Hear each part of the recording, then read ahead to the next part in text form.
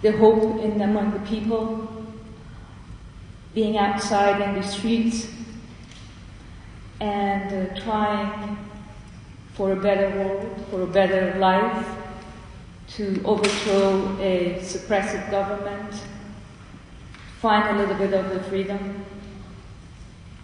And you can see that, as you saw in the film, that how after the revolution, all of those hopes was crushed and suppressed. And today the people are again in the streets.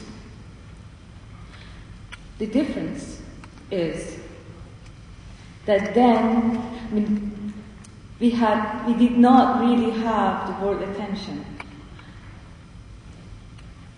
We even didn't know what was happening to us then ourselves. We could not believe it. We were a lot. We were partnering. We weren't separate from Iran, as they always say. As they always try to say that 92% of people were with the Islamic Republic. Yes, that was the vote, but a lot of people who voted for that, they got arrested after too. When hundreds of thousands of people were in prison, that can give you a good scale of what was the percentage of the people who were opposed to the system.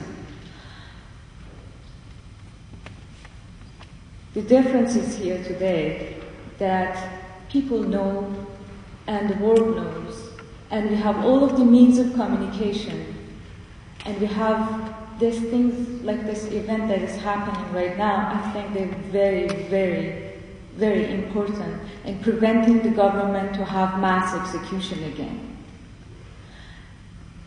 That's a big point, and that's our responsibility, to keep this going, to not allow them to go do anything they want without the world protest it. The similarity is, actually, when I was thinking about what happened in 1980 and 1988 and now, is that today, like at the beginning, the violence was really, it was naked, it was explicit. They would kill people and announce the names in the radio and TV, in the newspapers. You could read them. It was the element of the fear that they were working, and they were really counting on that to suppress people, silence people. And this time, this is what they did. They really went after people and assassinating them in the streets. They shot to kill.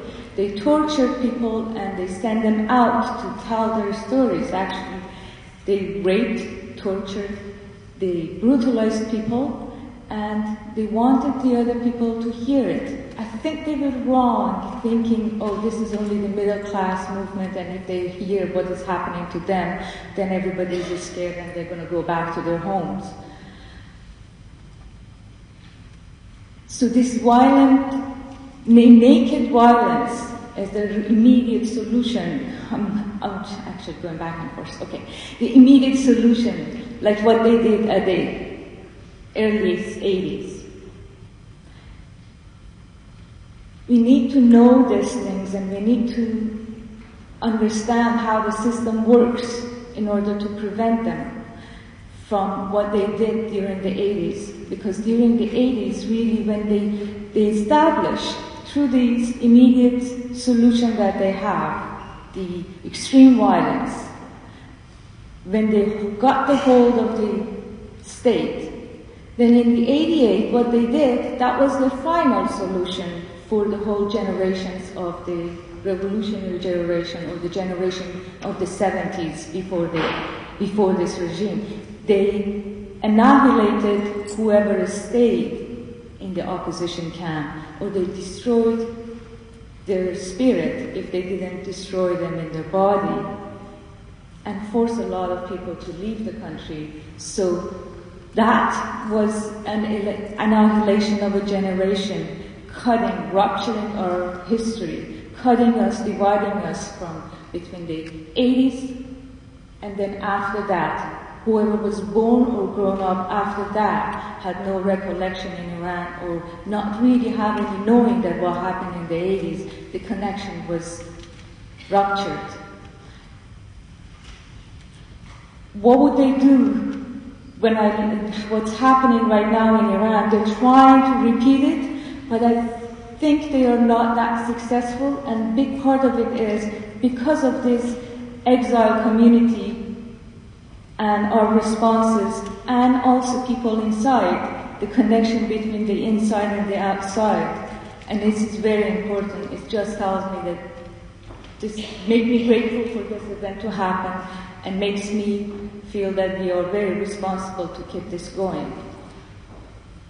I'm not going to take your time more than that, and thank you very much. Thank you.